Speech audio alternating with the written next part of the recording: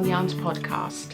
My name is Lynn and I'm coming to you from a very warm, very sunny Cardiff in Wales in the UK.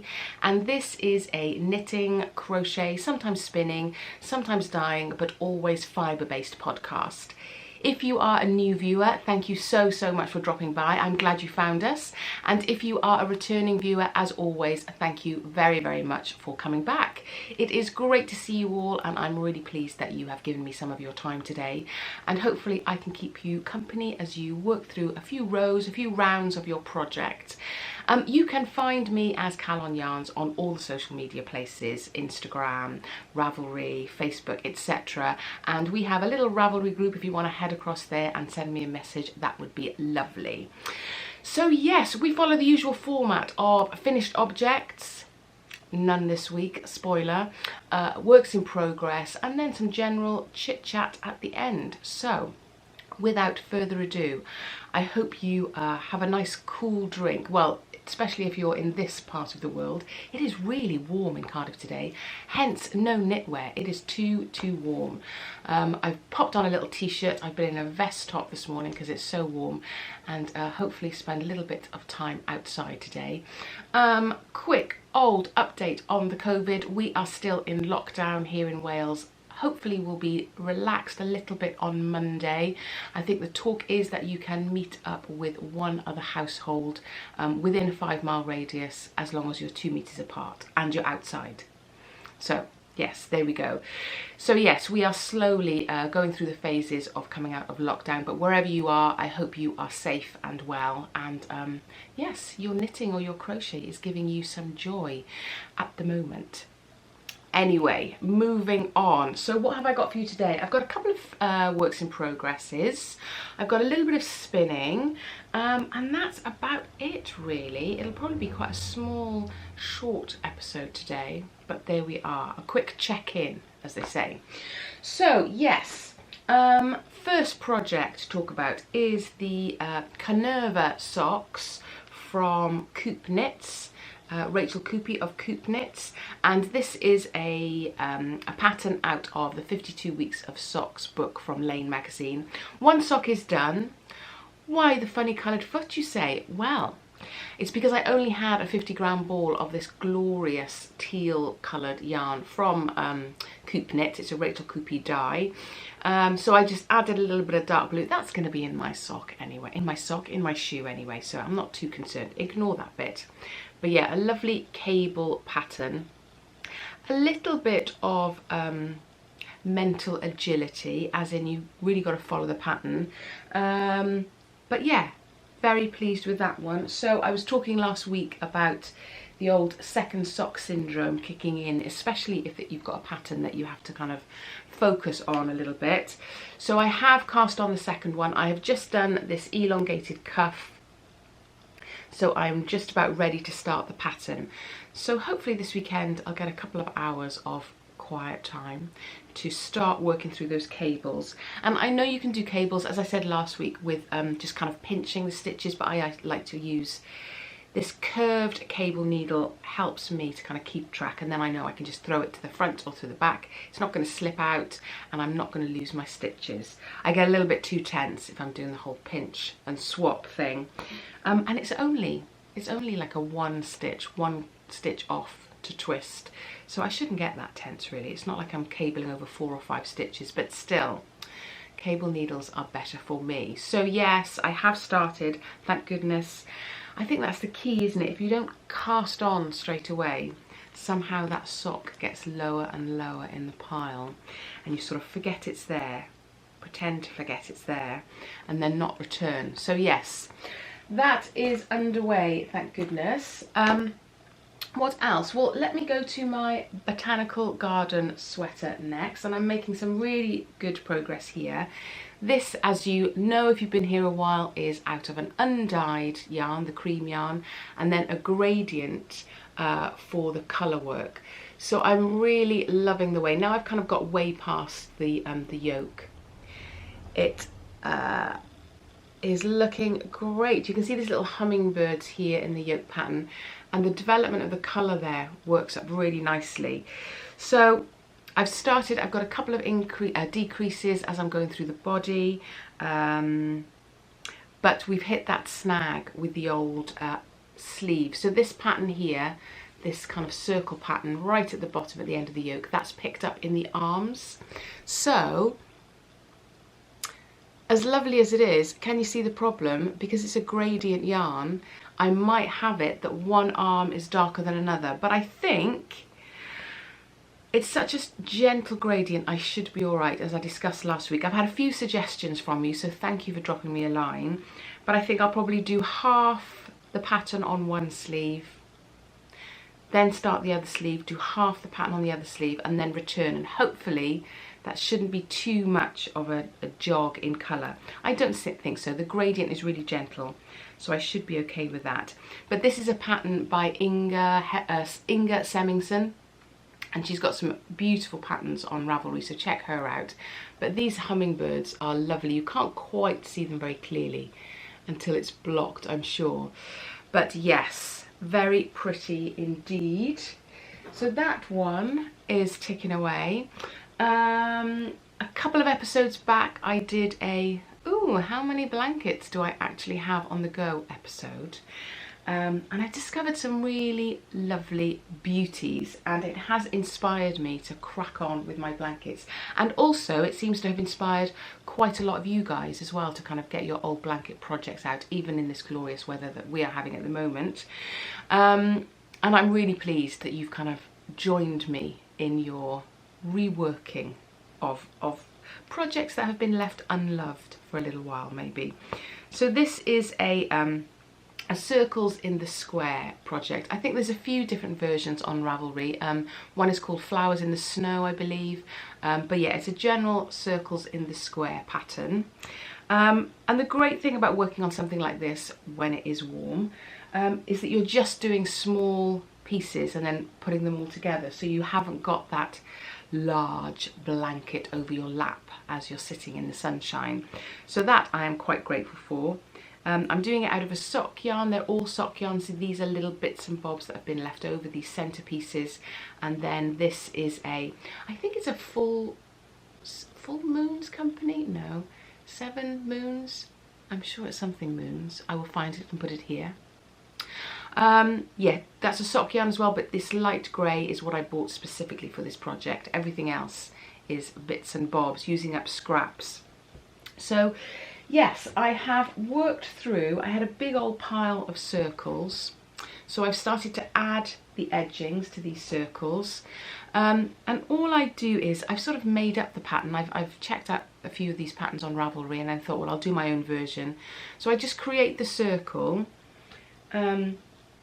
using your normal increase method for crocheting in the round, and then I fold it over into 4 and just attach a little stitch marker. So fold it over that way, attach a stitch marker here and here, and then the other way, stitch marker here and here, so I can see where my corners should be. Do you get me? So, and then that's where I start. So these are my corners. I use a little combination of 3 half trebles, then 2 trebles, then a double treble. These are all UK symbols, and then your increase, which is 2 double trebles, 2 chain, 2 double trebles, and then back down the other side. So double treble, 2 trebles, 3 half trebles, and then just double crochets all the way around. So yeah, UK terms, not USA terms. So I do that on the first round. And then on the second round I do half trebles in all the double trebles. No, I don't, ignore that. Half trebles in all the double crochets, and then trebles for all the other stitches, and then the last round is just a trebles round. So yeah, it makes a pretty much a square. I mean, and that's what you've got to watch. There's quite a distance, isn't there, between here, this lowest point of the circle, and up here to the top point. So you've got to kind of gauge how you're going to create a straight edge. So the corner sections need to have those combinations of bigger stitches so that it fills out the gap.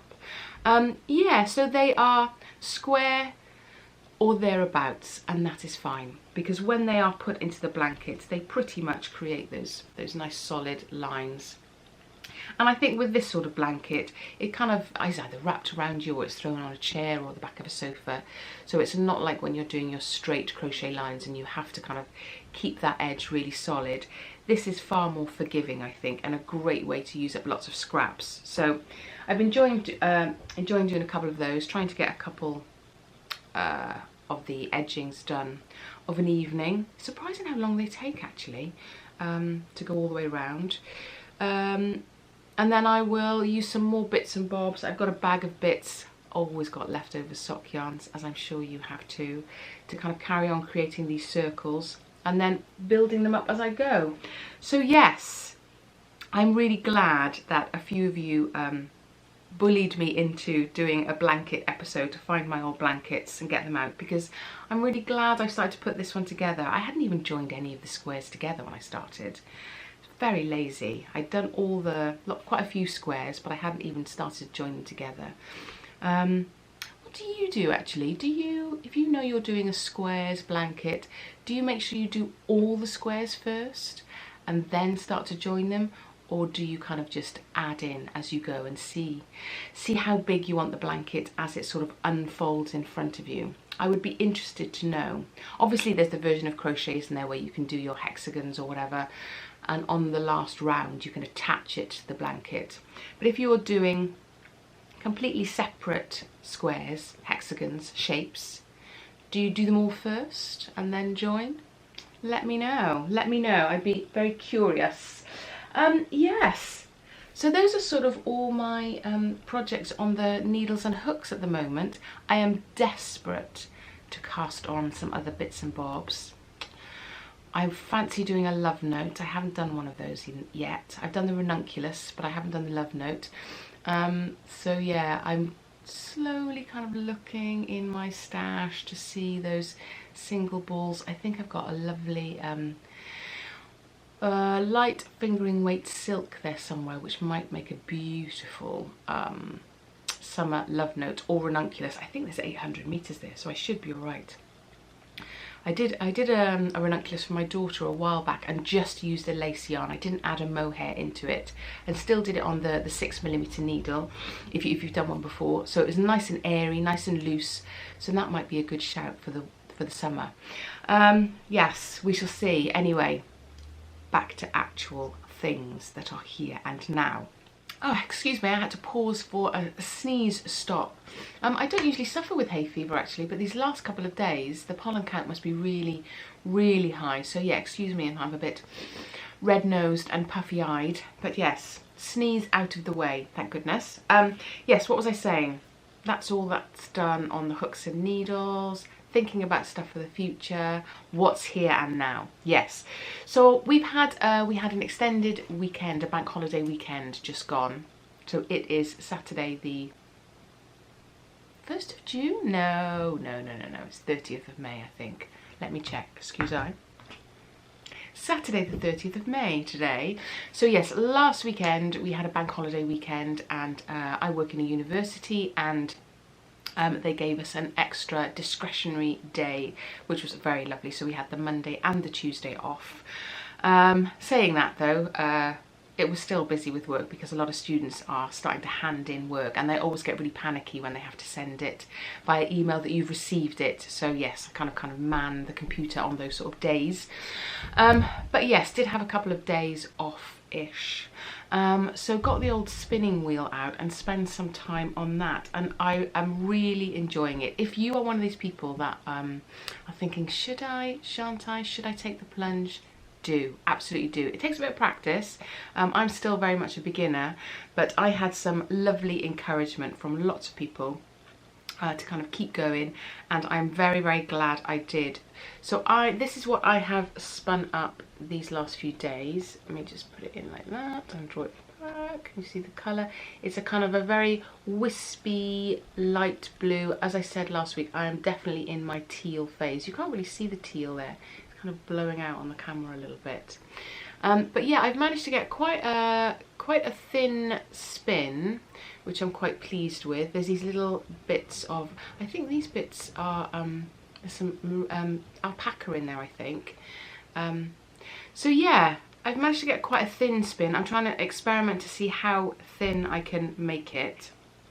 And then this is 50 grams, so I'm in the middle of another bobbin which is 50 grams. And I'm going to apply them together and see what that gets really. And there is no way that I can sit here and say, yeah, so this is a worsted spun blah blah blah, because I don't know any of that yet. It was this and now it's this. That's all I know. I just did the thing on the wheel and it came out like this. So actually what I did, I'm not entirely sure.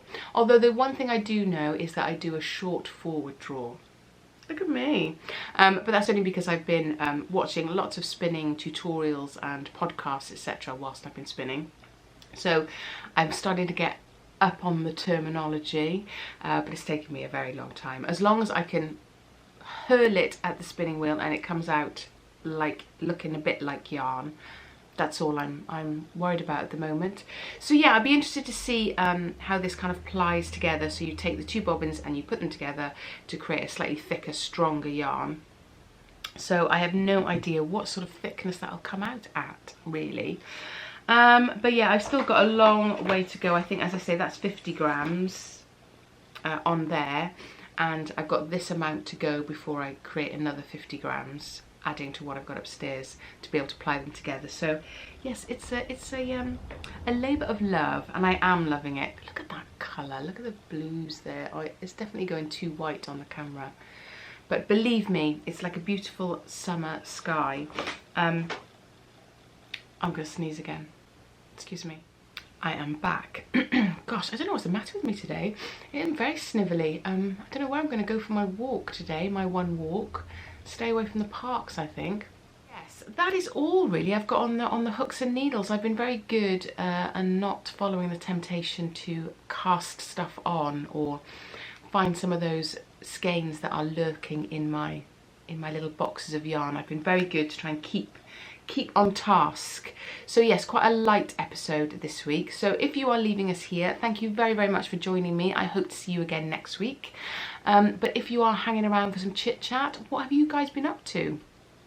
Hope you're all right, managing to slowly get out of lockdown, hopefully. Yeah, we have been, what have we been doing? We've been at home, doing that quite a lot. My daughter has finished yesterday. She handed in her last piece of work for her second year at university, so she is very pleased. You can see the weight being lifted off her shoulders, so that's really lovely. Yeah, so she is done. My son has a hand-in date, I think in 2 weeks is his last hand-in, so he's kind of continuing to work now and again, you know how it is. But yeah, he's kind of working on his projects. I am in the marking stage of my work, so lots of students handing in stuff, and now there's quite a quick turnaround of having to mark everything because they have been given extensions, quite rightly so, because of the current situation. So now our window of marking before it's got to go through exam boards and all that stuff is quite quick. So yes, getting to grips with lots and lots of marking. And that really is about it. Nothing major is happening in our world. We are keeping safe and well, thank goodness. And other than that, I am going to leave it there and go and blow my nose. So apologies for the sniffles and the red eyes and red nose. But yes, I hope you guys are keeping safe and well. And I will catch up with you next time. Hoi bad pal. Diolch. Thanks. Bye.